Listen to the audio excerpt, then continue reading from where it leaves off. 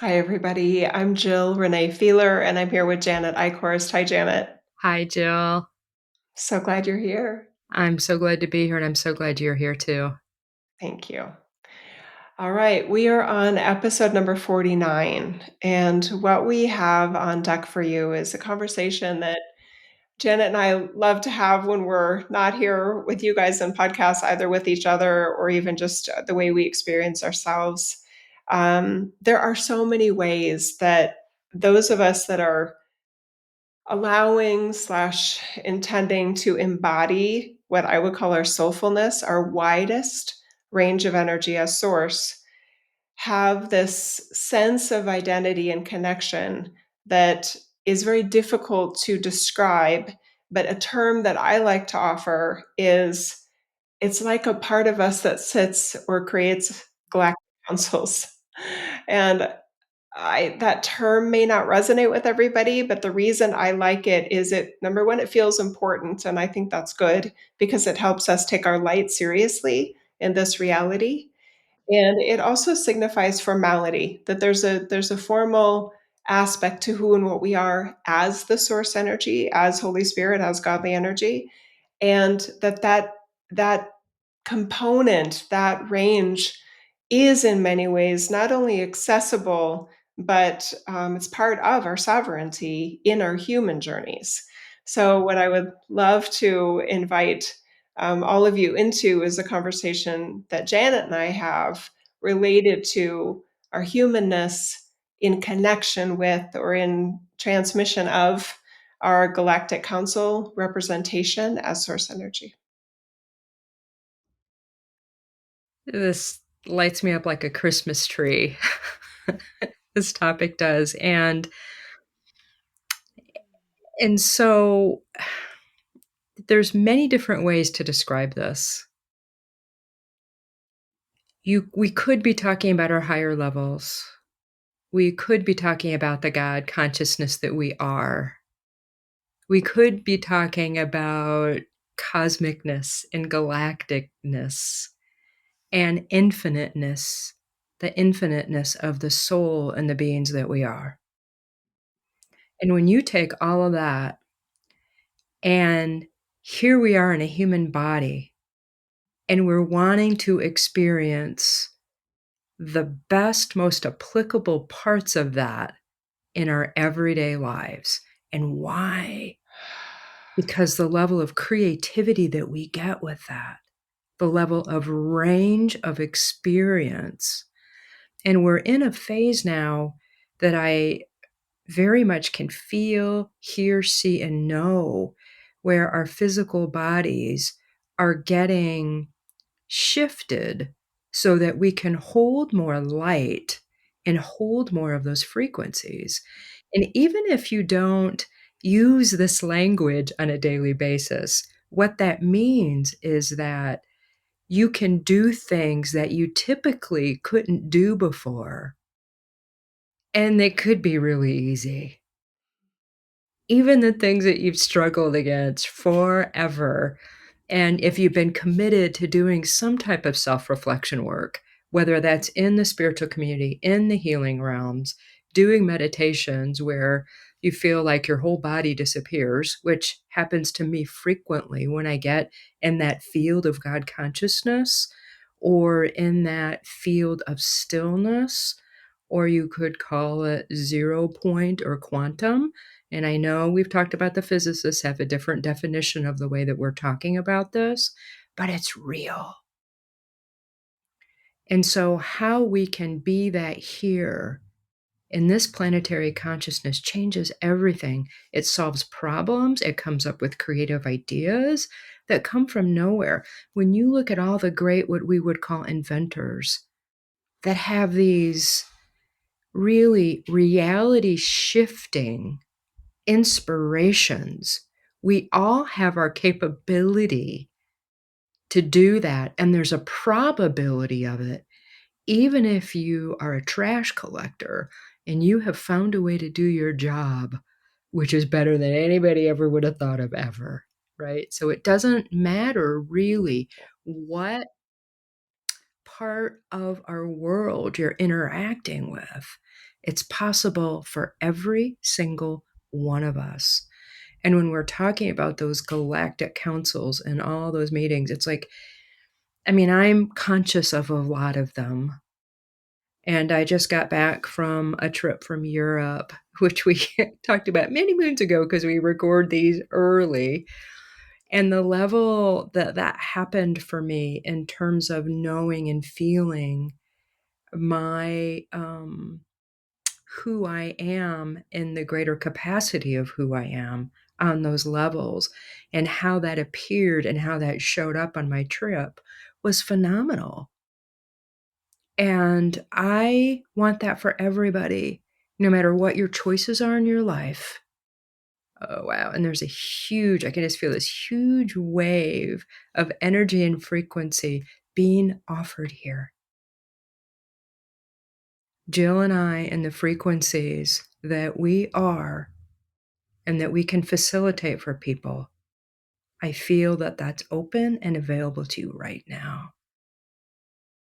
And we've done this in every single podcast. And sometimes we talked about it and sometimes we didn't. And right now, we are really shining the light into this possibility for you and the potential for you as an incredible aspect of source frequency.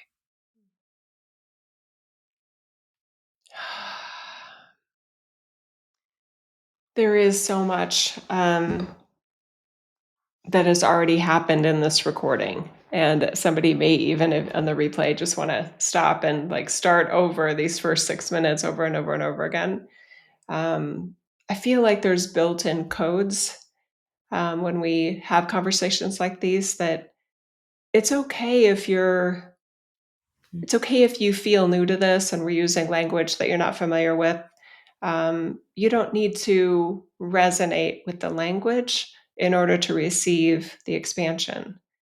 And what I know from experience with my community, and I'm sure Janet can probably say the same thing about her community, there are many individuals that they may have listened for weeks or sometimes even months to the material that I was offering, and it felt like another language. Maybe that was earlier on when I was not as astute at using everyday language. Mm. Um, but it took a while before they were like, "Oh, now I know what you mean. Now I feel what you're talking about," because they had allowed that range of energy that they are to expand to fit more of the soulfulness that they are. Okay. So I don't want to take any credit for somebody's breakthrough.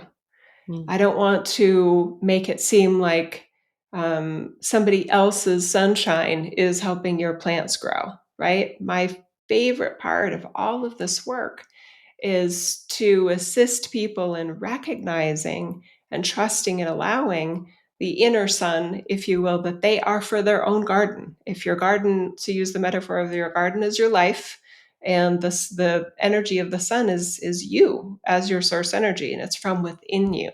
So the inner sun is reflecting on and supporting and energetically feeding the garden, your lifeline, your livelihood, all aspects of it. So it's a very internal process. I loved it, Janet, when you mentioned the example of somebody that, as a job, as a career, collects trash, right? Collects garbage, collects refuse. Um, this, and I love that this is another opportunity to explicitly almost not argue, because I mean, I like to argue, but to discount the notion that to be connected to God personally, that requires that you have a specific profession. Well, you have to be a professional healer in order to feel connected to source or something like that. It's any profession, it's any background, it's any ancestral line. It is any mind patterns as well. No one is denied.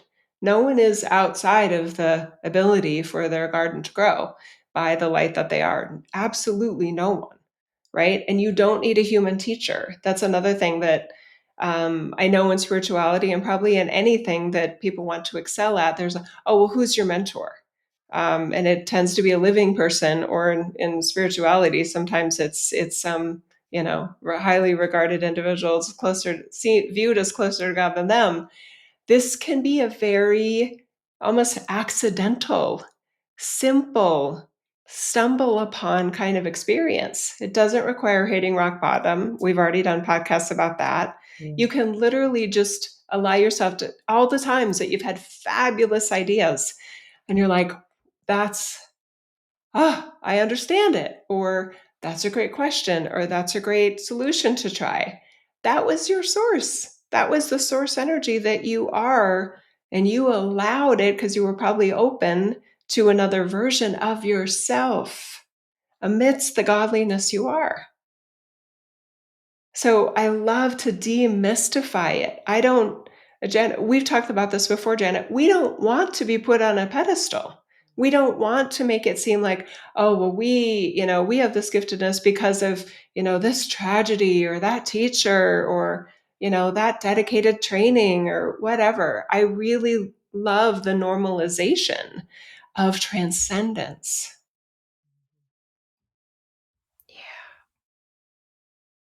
Mm. There's so many things that I just have flowed through as you spoke. I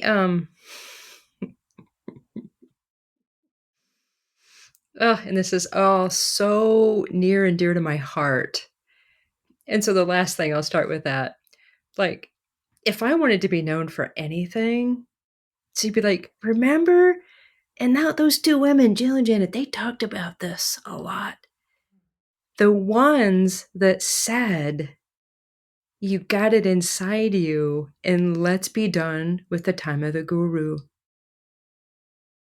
Let's be done with thinking that something outside of us is necessary for me to be the fullest version of myself possible. I command light, not in a power over way. And unconditional love is the most powerful thing that I know. And when that radiates from me, everything has an opportunity to find that within themselves. And these are the same things that we've been talking about for the whole time that we've been doing this podcast, is that do not deny your own potential ever, ever, ever, ever. And what I know is that we are pre-wired to be these incredible beings. And there's just certain things that we haven't quite got access to. It's here, but for whatever reason, we haven't been able to use it in a very practical way. And that is where I just get so excited when I'm on a session with somebody, or even in the line of the grocery store, or even trouncing or trampsing or running through Europe and having these incredible interactions with people that may not even have the same language as their primary language, and having those moments where that happens. Um, Sorry, my phone's it's buzzing over there. I'm going to Just turn mine on Do Not Disturb too, just in case mine isn't on there either. started doing Um, a vibration. It's like, ah! Oh, I want to offer that I think the words that you used were that, the days or the end of the days of the gurus or something like that. I just want to reiterate that for individuals that no one else has to agree with you. Okay. I It's possible that one of the reasons I'm so quick to talk about where I differ from a lot of spiritual teachers or a lot of spiritual teachings is because I recognize how much more of my connection to God I felt and allowed as I did that, as I broke away from very well regarded, publicized, popular topics of any kind of spirituality, the more I was like, well, I don't think that's true. I felt an expansion of my godliness. That was so unexpected. So, if some people want to give credit to a mentor or a guru or a teaching, I want to give credit to breaking away because that's when I felt the most.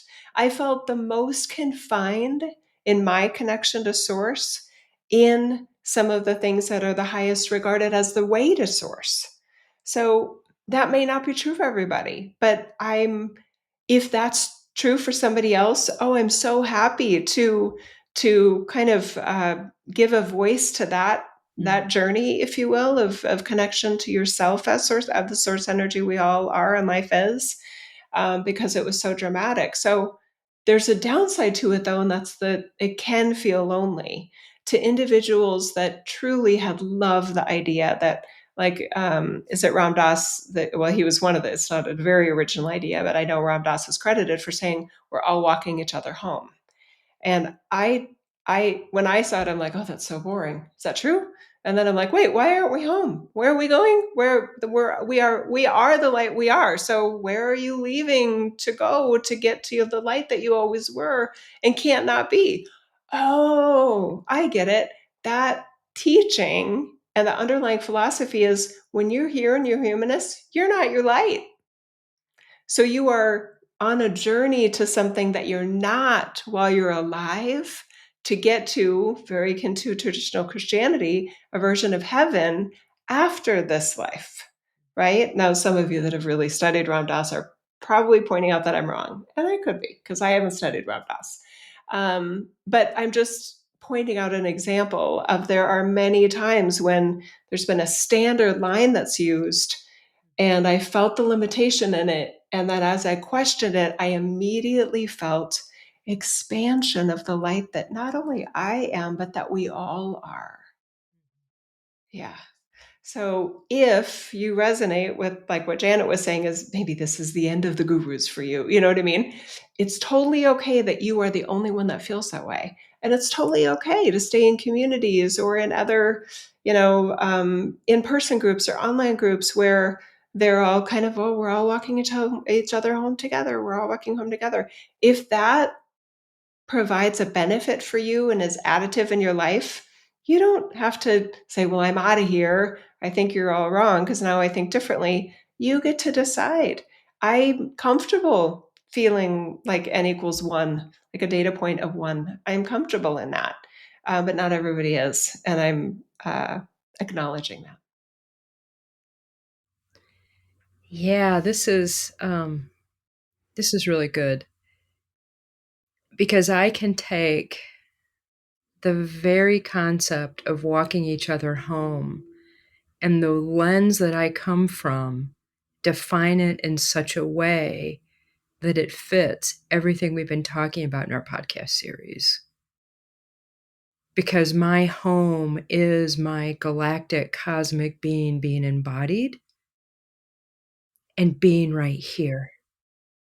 And so my definition of that, when I hear that, what I automatically translate that into is that others can hold space and help reflect back to me the light that I am so that I am home here.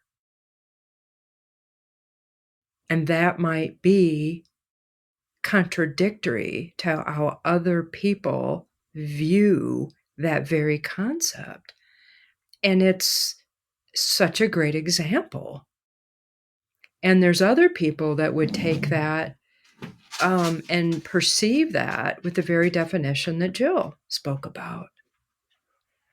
And when you were sharing again and brought up that concept of the end of the guru, it is about self-guruism to me, where we're moving into the phase, the potential is becoming more and more in my world, and what I'm supporting and what I'm assisting in people creating is their self-guru-ness, where it is recognizing the uniqueness in what I am and the frequency and the vibration that I bring forward in such a way that nobody else does. And knowing that that doesn't mean that I'm better or worse than anybody. But when I come forward with that, and I'm with other people that are doing the same thing, we can create new structures, new ways of doing things, and have such a good time doing it because nobody is made wrong. Do you think anybody agreed with Einstein, Galileo, even, I mean, you could name any great invention, even flying, like people, anything that happened that was outside of the norm of what people knew at the time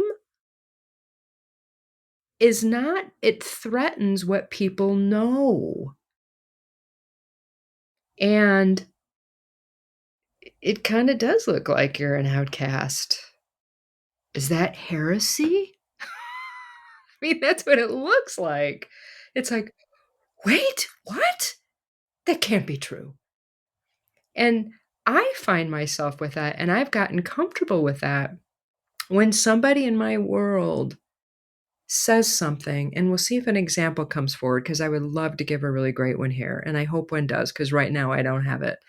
But when somebody says something that's so outside of the field of consciousness that I've been living from, I almost can't even consider that it could be true.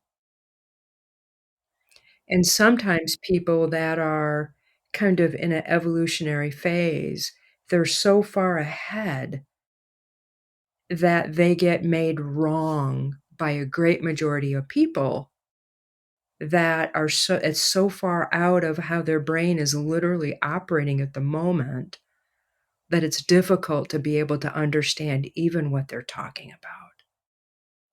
And so the resistance for me when that comes up, the resistance mechanism, the protective, the survivalness within me wants to go, "Oh, no. Oh, no." And it's literally like I just feel myself just like, "No, no, no, no, no, no, it can't be," it's like, and I get to just be present to that and say, "Hang on a minute, everybody," and kinda gather myself and recognize that this has happened to me so many times before, it's not even countable in the number system that we know, that there's a possibility that that could be true. And I don't know in this moment whether it is or whether it isn't. And I think that's a great thing right now. We've talked about this too recently about getting more comfortable in the unknown. And that means I trust my own internal mechanisms more than I ever, ever, ever have.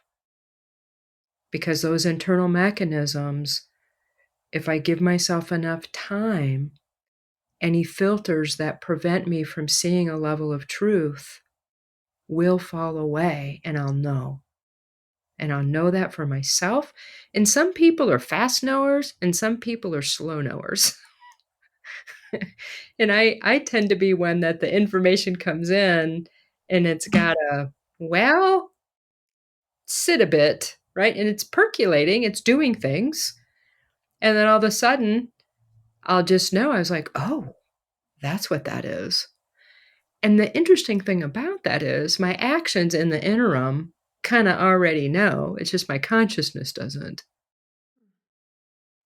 So everybody has that mechanism. It looks different for everybody, of course, because we're all unique in all the different energetics. I mean, it literally looks like, to me, I'll see this frequency, geometric shapes. I mean, everything's energy. And the way people experience energy is also individualized for everybody. We know when somebody walks in a room and you're like, ah, you don't see frequency, you don't see, but you just feel it, right? That's the same thing that I do. Mine just looks differently. And I think more and more people, like, don't be freaked out if you start seeing colors or shapes or, these other ways of experiencing reality, because that's normal for a lot of people. And it's just a different way of looking at energy. and seeing energy and experiencing it. And when we're getting more of our galactic higher levels kind of turned on, that's going to happen to more and more people. And I know the first time I had like a vision, it freaked the crap out of me. I was shaking at my core. And I called some, thank God I had one person to call. And I was like, what is happening here? And there's a lot of people now that people can call and say, I need a little help here. That's good. You guys, this is great information that we're being offered here. Um, it's helpful to know that as we embody more of our source energy, it is individual. And there are some individuals and amidst their expansion, it felt like giftedness. It felt like supernatural things similar to what Janet just described. And then there's versions of it that just feel like peace. It doesn't feel like messages. It doesn't feel like any visualizations of any kind. It feels like a normal version of you that's more at peace, that feels maybe less anxious. That would be great, right? So it doesn't have to look a certain way. And I know for me, again, that was a huge part of my expansion because when I was recognizing my abilities, there was a lot of expectation about, oh, have you had this yet? Or, oh, have you had that yet? And there's many opportunities for us to project what we think being spiritual or recognizing you have a galactic council layer of you is supposed to look like or feel like in this reality. And I just really encourage people to let it be very normal for you. Let it be not, let it just be, it doesn't have to be anything, right? I just know that I've witnessed it so many times as I've assisted individuals that they're like, it seems like something should be happening. I mean, I just heard Janet on your podcast and she's talking about geometric shapes and stuff. And what am I doing wrong, Jill? I don't have any of that. And I love to be able to say, that's okay. I don't see it either. You guys, I don't see auras. I'm not pretending. For me, it would be pretending. I'm not pretending I do. I'm not really as visual in terms of my giftedness, but some people are. And I don't think it's a coincidence at all that a lot of the individuals that come across my work or schedule readings with me, et cetera, because I do about 10 readings a week. It's busy in the midst of all the other things I do. And so many of them are more similar to me. They're claircognizant. Also, I look at that similarly to clairsentient. They just know stuff. Mhm. Now, that can be hard because the downside is that the human brain is like, I show me something, or let me hear something, right? Because the brain has an easier time with something it saw metaphysically or it heard metaphysically. It's like, I saw it, I heard it, I heard it. Oh, geometric shapes. Oh, you know what I mean? It gets so excited. I just had another idea. I just had another knowing. It doesn't get excited about that because it feels like all the other thoughts and ideas that you have as your normal, in your more, if you will, normal operating brain. So I don't think it's a coincidence that a lot of the individuals that tend to seek out my services or something like have that. So Janet, I've never gotten those phone calls about some shit's going down, like I'm shaking, like something's going on. And I've never had that either. Even when I first did readings, there was no physical shaking. I never freaked out. It was like, this is so fascinating that I'm doing this right now and somebody's validating that this information is right. So again, we have two people here, you and me, in this experience right now, and we're sharing completely different experiences. And I love yours because I know it's inspiring, it's assisting, it's validating for people. Yeah. And mine in my own perception feels quite boring. It's like, you never shook, you never had a dark night of the soul? You don't see anything, Jill? Geez, that doesn't sound too exciting. Yep, probably not to some people. And I'm okay with that. Well, I live quite a bit of my life very much in the way that you're describing. And there's other points of it where I'll get windows where I'm in these completely different realities and I see all Mhm. this stuff and I'm working with, um, yeah, okay, I can share it this way. I'm working with, and people might think this sounds completely crazy, but it's very real to me, like the templates of reality, of the structure of how our world, our planetary consciousness, and beyond are created, which is what we talk about in Galactic Council meetings. So Jill is, I mean, it's funny because she's living this very kind of looking normally but super intuitive life. And then she's also, I mean, we kind of stir up trouble sometimes at the Galactic Council meetings because that's how we are. We're like, really? And we've joked about wearing, tattoos underneath our garbs because, people are just like too GD serious. And it's just like, that's not my version of what we're supposed to be doing at these meetings because we don't have to. And I'm tired of being too serious. You're my favorite. You're one of my, well, I know one of, maybe even my top favorite fellow troublemaker in the Galactic Councils. I just know you that way, is that when somebody is coming in going, well, they can't, they have to do it this way or they have to do it that way. And I can literally just imagine me looking over going, and you're just going, this guy, or we're on like in this reality, it would be on our phones. Can you believe this guy? He's coming in here again, trying to shut down individual transcendence, thinking they all need to do it together in some mass ascension. Never. And I could just imagine you going, never going to happen. Mass ascension, never going to happen. And this is what my texts say. Did you see what I put into place about 2 weeks ago to prevent that from happening? Like I literally created a Oh, reality. I mean, oh this my is what I gosh. do kind of in my, people could call it grid work or gate work, or in the other things that I do. I literally spend a significant amount of my energy on this planet saying, no, we're not doing it that way anymore. And doing what I do in the way that I do it to not allow that to happen because we're completing, which is so great because we are in a super completion cycle and a super let's do new things cycle. And those need to happen at the same time because we're also done with dropping people off in the deep end without knowing how to swim.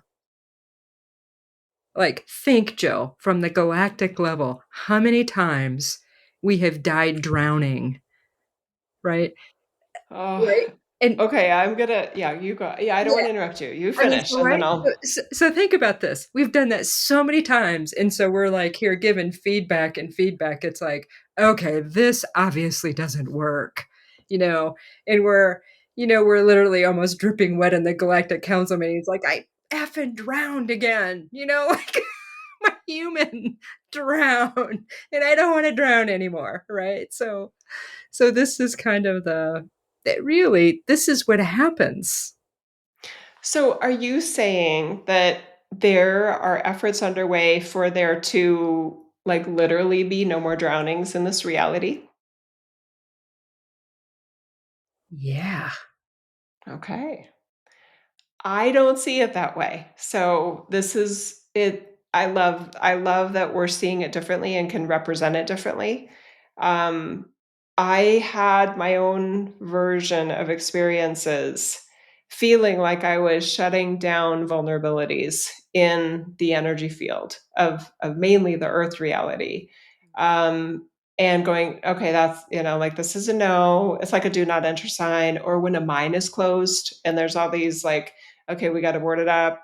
And then I realized meaning alternate, let's just say alternative energies. It doesn't even have to be subversive or nefarious. I realized that they kept working around it.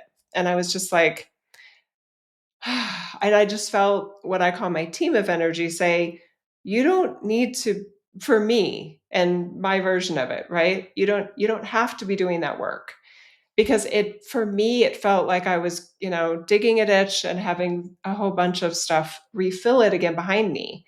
So I, as my consciousness, as Jill anyway, stopped doing that. Yeah. So that's related to this. I personally don't feel like there is an it's not that there's not efforts underway, but I don't have an expectation that humanity is evolving in such a way that there will be no more accidental drownings, or those. I'm fully expecting that however you go in linear time, backwards, forwards, presence, that we will continue to have things like drownings that were 100% preventable. So I like it that we see that differently, Janet, Yeah. because I think it reminds people that we literally can, as source energy, as this incredibly wide range of ourselves, have different expectations, have different, it's not that I want drownings, it's just that there is a very different take on it that I have. So I mean, I'm hearing you, and I mean, you are the bomb in terms of everything. And I'm like, oh, I hope Janet's right on this one, because that'd be cool. No more Well, drownings. Love it. yeah, it's very interesting because let me see how this wants to come out here. At a foundational level, and we've talked about this with evolution, I there's potentiality and ways for us to improve here and literally be done with a lot of the patterns that we've been doing. And I don't have any expectation of when and how that happens. What I do know is that the structures that I am literally changing daily make a difference in how this is all going to play out in a very significant way. And a lot of it's behind the scenes. And there's also a lot of people that I work with that do these very same things. And it's kind of like a house will not survive unless it has a decent foundation. So the energetic foundations get set however that happens. And a lot of that is not conscious from a human, from any human. And a lot of humans have that level of consciousness because that's their job, so to speak. Like, this is what I've agreed to do. This is how I've created myself in this reality to do those things. And I'm very good at it. And I do it on personal levels and I do it on a broader level too, because it's just how I'm wired. It's not better or worse than anybody else, you know? And I'm also very much what I would call in the trenches because, the way we're doing it as human beings here really matters. So it's my life is very much, well, I'll say it this way. My challenge is to see kind of all the non unconditionally love-based patterns that are happening in our world and seeing how they're perpetuated and have the greatest level of compassion for that and not get jaded and not get cynical. Because I see people that wanna cause others harm all the time. And to have this incredible force of nature in my galactic, cosmic, and all that is sort of way, and have that soulful joy of working in creation, which mine happens to look like this and very much in the physical. If you talk about creating houses or housing communities or structures or any kind of architecture, I start to geek out because I do this on all the different levels of what we call reality or described as reality, right? So it's interesting because I get that people are going to drown in the physical. That is part of the reality that's happening here. And I also get there's all these other things that are happening that on a foundational level that help others step into more of who they are and help them have more of their creational life force energy available to them. So it's yeah, we've talked about this and sometimes it looks like conflict between us and we don't see it as conflict. We recognize it as differences. And that I think was a surprise to people. They're like, wait, they're not agreeing, are they? Are they supposed to agree? Are they is one person right and one person wrong? And that's kind of cool because it's just, I mean, I love Jill and I love that we get to have these incredible conversations about all these different things and all these different levels of reality. To expand on exactly what you just said. My awareness is that as our source energy doesn't see everything the same way. Yeah. Right? So, I mean, in to use the terminology that I put on it, because I that's partly what I do is to assign words to energy that I'm feeling and feel revealed to me slash inspired by source energy. And then I decode the energy with human language, and in my case, English language. So I like the term Galactic Council. And that Galactic Council meeting, you guys, it's debate. It's a lot of debate. It's arguing, but it's not mean, but it can get heated. It can get very passionate. And again, going back to the example of somebody that gets paid for a living here in earthly world in human terms for being, waste management, I guess you could say. Um, if they're not interested in this type of thing, and not that every trash collector wouldn't be or would be, I'm literally making it neutral, but if you happen to imagine or know a trash collector or somebody that works in waste management that is not into spiritual conversations, and my take is it's very possible at their source energy level, they're not at Galactic Council meetings either. They're literally like, oh, yeah, that's right. Those conversations go on. I'm not interested in that. And then I would say, awesome. You don't have to be. You Yeah. don't have to be at your source energy curious about these types of like debatable types of creation theory, right? The theology and theory about all of it, the physics of how it works in space time. You don't have to be interested in that at your source energy level, let alone here, right? So again, I'm trying to add some breathing room and Mhm. space for differing opinions and differing takes on things that can be very locked in of, well, oh, what shadow work are you working on? It's like, I'm not working on any. And again, I come across the ones that are like, am I missing something? Like, are you like obsessed with like your shadow work, Jill? And I'm like, no, me either. Like, okay, like, do I have to get rid of my ego? And I'm like, no. If you allow your ego to be your storyteller, I hope you have a big one. And I hope it's a good story you're telling yourself. I can help with that. Right. So I'm intentionally counter to Yeah. a lot of the things in this reality. Why? Because at my Galactic Council, if you will, level, I see the repercussions and the limitations that keep showing up in linear time from this reality by following all of these rules and stepping in line like I'm spiritual now. Yep, I quit my nursing job. I'm in poverty. I feel very connected to source. You know what I mean? And it's just like, I'm doing all the full moon exercises, I'm learning chanting. I'm working on Sanskrit. Oh, that's next. I mean, there's just a lot of stereotypes about this. And at the Galactic Council level, I'm like, they don't seem connected to source to me. How's it? And I interview them. How's it going? Kind of feel like I have really high highs and really low lows. Well, why do you have really lows? I keep feeling like I'm doing it wrong. Oh, let's work on that. And then I say, does your spirituality feel like a job? 99 times out of 100, they say yes. My spirituality has become my life, my job, and like my mission for being. And I'm like, oh, it doesn't have to be that way. Wait, everyone I'm around says it is, Jill. Oh, I wonder if we can change that. I wonder if we can offer another narrative, another pathway to the source they are and have always been. Mhm. Right? So, yeah.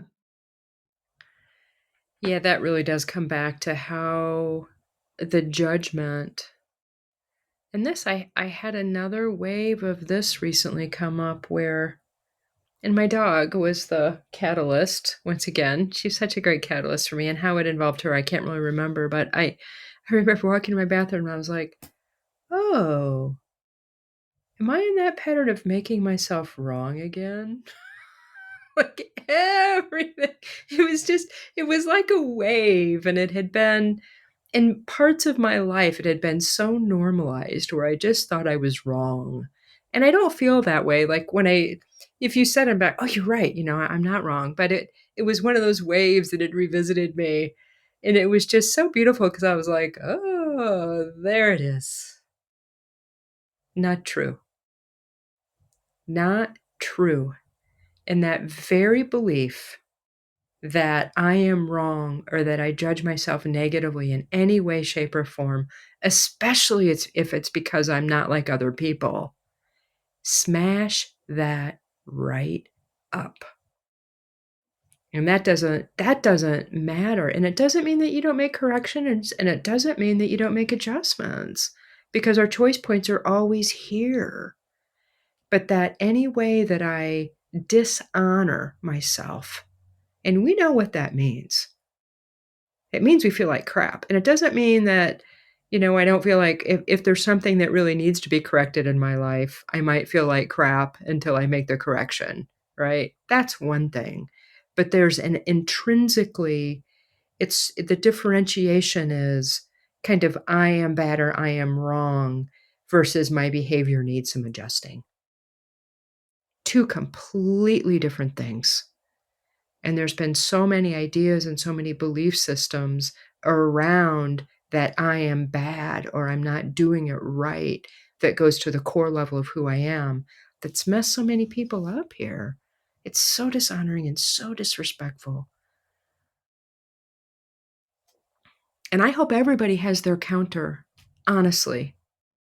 I hope everybody has their counter that they can say, huh, you sure? Right? Like, so there's these, I mean, I have people like that. And it's the ones that we've talked about this in my circle that I want to show up with me and give me that counter and think completely different than I do around things so that I don't get caught in my own rut. That's important to me. That's a value for me. We agree on lots of things, and our value systems, our moral and ethical belief systems, those are in alignment, honor and respect, right? But the other things, when we all get to check out our compatibility with the people that we hang with, because that's important. Mhm. And there's deal breakers. If some people, it's like, too far. So many choices around that. Yeah.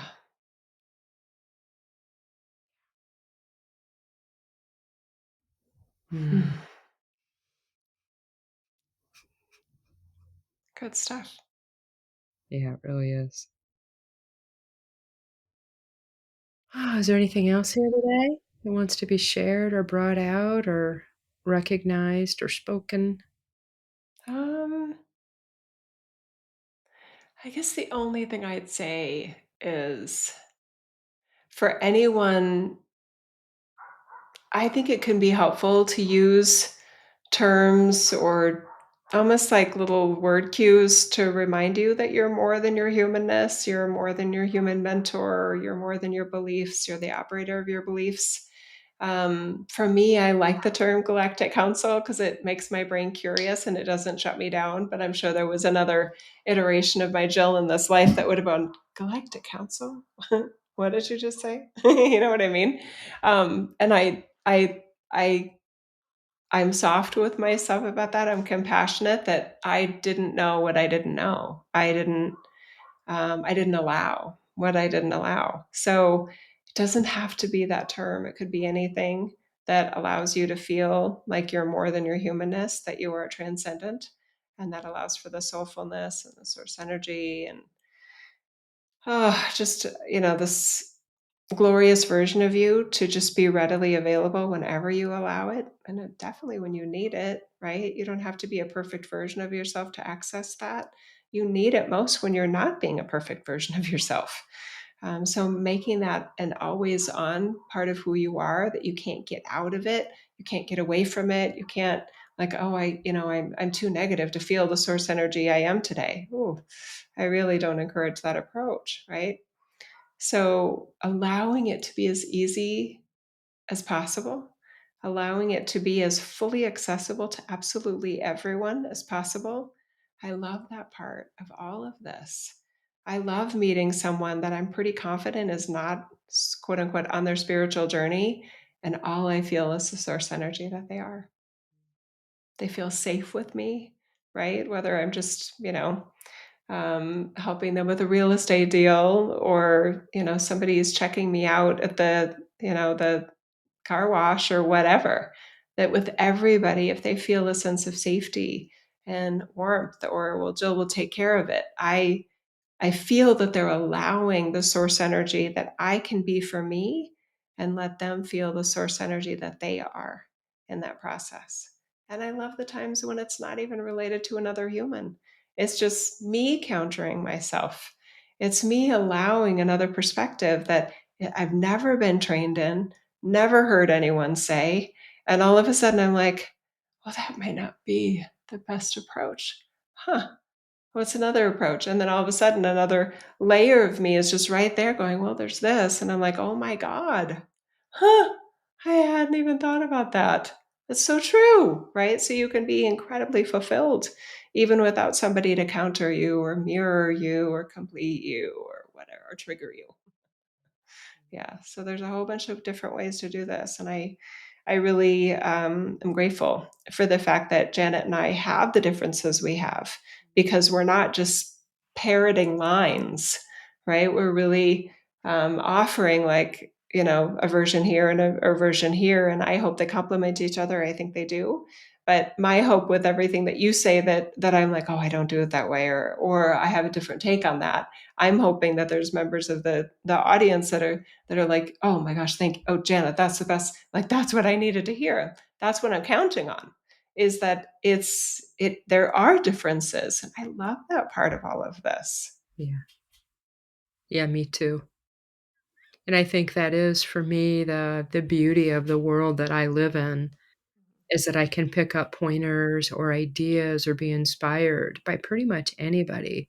And that includes the ants I see crawling on the ground, and ideas I was like, "Oh, that's a good idea. I could do it that way too. Like I don't have to do that. I could do this." And that to me is just the incredible interdependence that we have here as human beings on this planet. Inner fullness without dimming ourselves, without limiting ourselves in any way. I guess I would also say, and maybe this is my take on a wrap up for this one, and then I'd love to hear yours as well. Mm, We're a lot more like butterflies as humans than we are sheep or cattle or something that gets herded. Um, and I think when I look at a lot of versions of spiritual connectedness, connection to God, religiosity, I keep feeling this herded kind of mentality, this herding of we all have to go this way. There's only one way. We're coming from different angles, but we all have to go through this doorway, this entryway, or like whatever the consequences are for not doing that. And I do look at humans more like I do butterflies. There might be a migration, but there's still going to be individuality, and there's the cocoon phases and caterpillar phases and all of these things. And that doesn't have to mean that the butterfly is better than the chrysalis or better than the caterpillar. It's all like, oh my God, I'm a caterpillar. Oh my God, I'm a chrysalis. Like I'm stuck in here. And oh my God, I'm a butterfly. You know what I mean? There's such beauty and fragility, yet strength in that. The amount of strength it requires for a butterfly to free itself from the chrysalis is pretty fascinating. And it's in that metaphor required for life. I tend to resist the part that struggle is required for transcendence. But I still appreciate that we're not herded. We're not herd beings. mhm. Yeah, and kind of well, you could call it an addition to that is that we're all valued and we're all important Inherently. without doing anything, without doing anything. And that's recognized, I will say, in every single Galactic Council meeting, in every level of reality that I know. And Earth is not the easiest place to be. I will say that. Like, we're just all fucking badasses for being here. You guys, in my view, this is one of the hardest. It's one of the easiest to get confused in. So whenever somebody has a completely different take on something that I'm like, "Ooh, that's if their goal is this, that's gonna be hard." I have that assessment, if you will, with compassion, not criticism. Mm. Yeah, thanks, Jill. Does that feel like a wrap, Janet? It does. Thanks, everybody. Beautiful. Bye for now.